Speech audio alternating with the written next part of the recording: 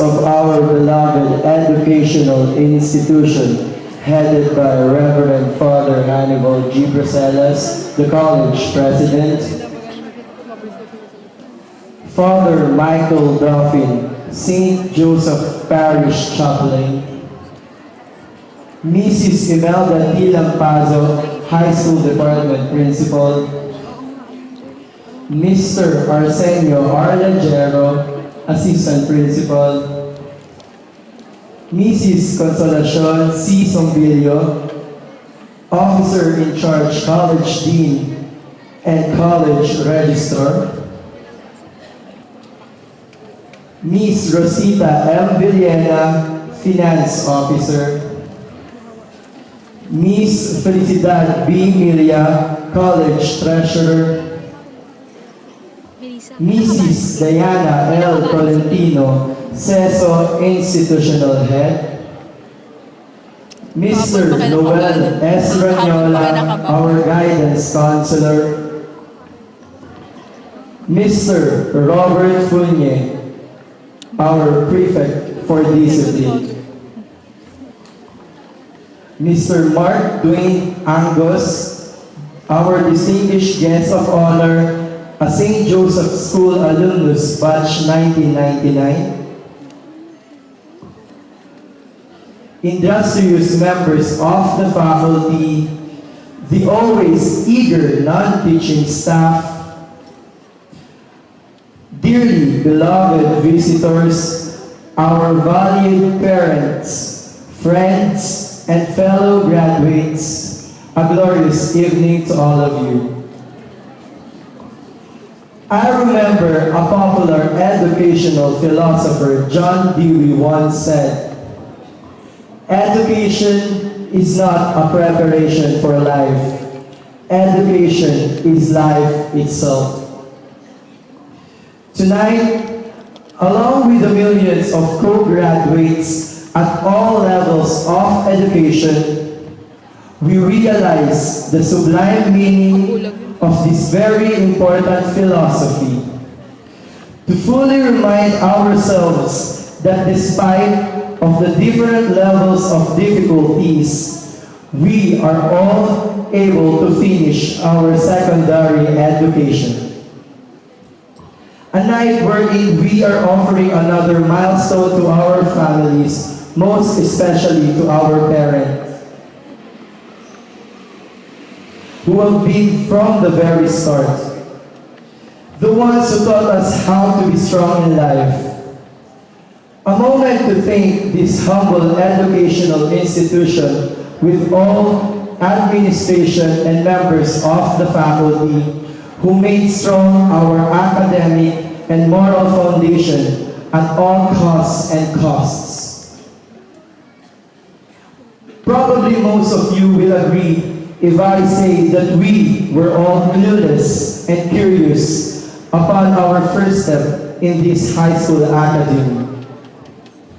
Our first step in this institution is like riding a roller coaster. Our young minds were oblivious. We do not know what is inside and what could await us, but still, the very strong desire to embrace education and make our parents proud were what brought us to go on. High school is an adventure.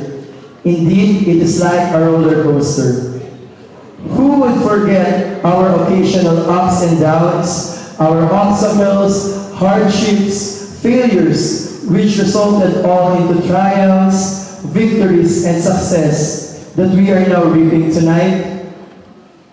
Who would ever forget the countless experience that we had with our mentors, the friendship that was built among us for 4 happy years of existence? Who would ever forget how this alma mater, St. Joseph College, Olongapo Incorporated High School Department changed our lives? These questions are very much aligned with our theme for this year, Saktong Buhay sa Dekalidad na Edukasyon Pinanday. Our high school education taught us many things, awakened our minds with different realities, pushed us to value the things and persons that we have, encouraged us to be humble in the midst of success, and reminded us all to be thankful and grateful to the people who journeyed with us. Let us all be proud that we are a Filipino graduate. The word Filipino is itself very special, for we are chosen and refined, for despite of all the trials, we remain resilient and brave. To the school administration, thank you for being an exemplar of the value and importance of quality education that will be our sword and armor while walking in the road of life. To our mentors, who never lost their patience with us, the knowledge of mind and heart that you gave will never be replaced by any material thing in this world. We promise to treasure all of these and make them a part of our being as a person. My fellow batchmates, I ask you to take a look behind you. Our parents and families, let us thank them for working so hard for us, for their unconditional love and understanding, for raising us to who we are now. To Mr. Arvee and Mrs. Evelyn Ico Lopez, Ma'am and Papa, I am very thankful to have been your child. I hope I made you proud of me. I love you so much. To my siblings, Ate Kat and Kuya Carlo, thank you so much for always understanding me. And to the whole Ico and Lopez family, thank you for the support and love. This is not just my night. This is also yours. Thank you for making us a somebody in this society. We are very much grateful for the life you gifted us and for supporting us morally and financially in our high school life and as we enter a new life in college. To our loved ones who are not with us tonight, let us also give them our warm thanksgiving. Let us allow the silent wind to bring our message of love to them. I also personally dedicate this success to my Tita Let, who was there to accompany me in my schooling and for continuously believing in me even in her last days. Tita Let, ito na po yung pinangako ko sa'yo. To Father Hannibal, thank you so much for the educational assistance during my elementary days. To you, batchmates, and my families from 1 St. Benedict, 2 St. Agnes, 3 St. Bartholomew, and my dearest 4 Chastity. Alam nyo guys, kahit madalas may mga hindi tayo pagkakaintindihan, kayo yung parte ng buhay ko na hindi ko makakalimutan. Kayo ba naman na matraffic sa EDSA ng mahigit 4 na oras, na naamoy na lahat ng utot nyo at umihilahan sa garapon? Yun yung hindi ko makakalimutan sa inyo guys. Kasi para tayong pamilya. Di lahat yun. Together with my 4 gorgeous advisors, Miss Bemben B. Griego, Miss Evangeline F. Lagero, Mrs. Susan P. Aquino, and Mrs. Evelyn R. Avieras, and also with mention to my different clubs and organizations that formed me. SJC Medics, headed by Miss Elsie A. Balmores and Miss Flor de Lisa D. Capiones. Volunteer Brigade, headed by my second father, Mr. Cunye. Kalingap, headed by Miss Sheila Piero. TL Love, headed by Mrs. Rosalie Maghibon. Children of Mary, headed by Miss Susa Bunda.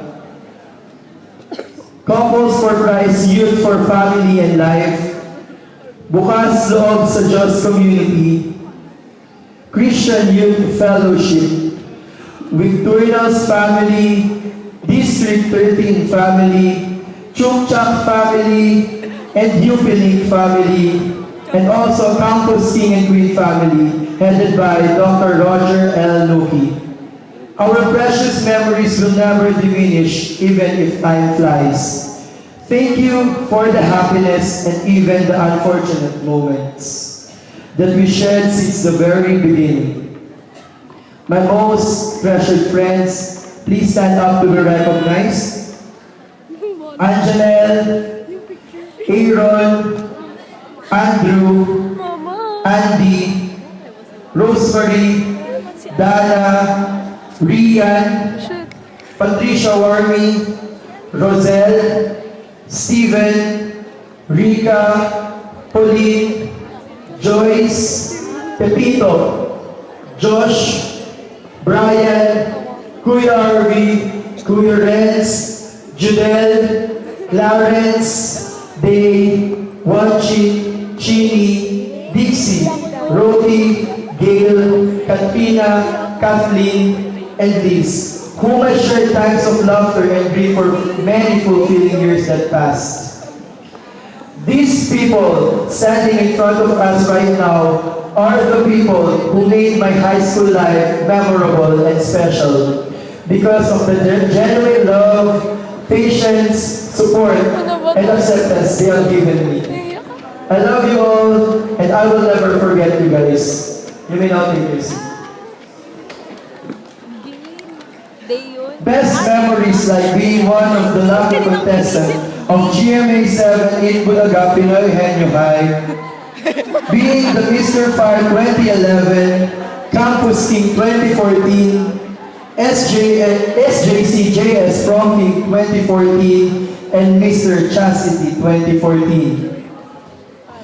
Best advices coming from my warm-hearted teachers, Mrs. Teresita Dalufin, Mrs. Susana Dado, and Mrs. Avieras. You know what, Mom? Your strength inspires me. Your kindness motivates me. Your care encourages me. I will not be who I am right now without you. Thank you so much, Mom. Above all, we offer this to God, the giver of strength, to the humanity, who is the source of all goodness, who is very much happy with our success. So here we are, my dear co-graduates, standing at the crossroads between youth and adulthood, face to face with the future. Tonight, our journey does not end here. This is just the beginning. We have to commence to apply them. It is the end of one chapter for each of us. And before we begin the next one, let's take one last look back at our high school experiences, both the good and the bad. Life, after all, is a double-edged sword. And for all the joy, there are moments of sorrow and pain too. The death of a loved one, a first relationship turning into a first heartbreak, these sorts of experiences are within us too. And when we think of them, it can be difficult to keep a positive outlook. But all experiences, even the negative ones, offer us opportunities to grow as human beings. From the death of a loved one, we can find comfort in shared grief and the fond memories that remain. From heartbreak, we can find the courage to reach out and rekindle a beautiful friendship. From a dismal season, we can find the drive to improve ourselves. Just as our experiences shape us, so too can we shape the experiences that lie within us. If we take them and strive to choose the high road, if we remember our accomplishments and take solace in our friends, we can look back on everything with a smile. As we enter a new life and enter our different respective fields of endeavor, let us not forget how this institution established and groomed us. That someday we will be coming back and will make this school proud. Our future is challenging indeed, and we will be the instruments of change. As I close this valedictory speech, let me challenge you all that like the pencil, we have to leave a mark. What mark are we going to leave in this institution? What mark are we going to leave to the people around us? What mark are we going to leave in our country? I hope it is the good that we have done. There is always a challenge to us to make a difference and create change. Life is beautiful because it is full of surprises. It may surprise us with good things, but it may also surprise us with challenges and difficulties. We just need to be strong and encourage one another. Graduates of 2015, you are an amazing group of people. Always be yourselves, meet new friends, but stay in touch with your existing ones. Follow your dreams, keep your chin up, but most of all, never stop loving. I wish you all the best in the years to come, whatever road you're taking. Once again, congratulations for a job well done to all of us. Be proud that we are a Pili and Pino graduates of this batch. Let us continue encouraging one another to be strong in life, for it gives birth to what we call success. Nothing is impossible in communal strength. No matter where life takes you, go forward and make this institution, community, and country proud. And along your way, never let anyone tell you that you're not good enough. We're more than ready, each and every one of us, to make our dreams come true. Be good in the face of failure. Sometimes being the best means being the least. Be good even after you made a mistake. Sometimes being good just boils down to being able to say sorry. Sometimes being good is loving the people who hurt you and making the most difficult choices that may hurt the people you love. Madalas, sa kagustuhan natin maging pinakamagaling, nakakalimutan na natin maging mabuti. We lose sight of the fact that every day is a struggle to just be better. Be strong, stand still, do good, be good, and show goodness. God always makes life beautiful for us. This is Kean Arvee, Lopez, St. Joseph College, Olongapo Incorporated, High School Department, Basic Education Curriculum, Batch 2015 Class Valedictorian, saying that success is never an accident. It is always a result of high intention, sincere effort, intelligent direction, and skillful execution. We are all champions. Good evening and God bless. Thank you.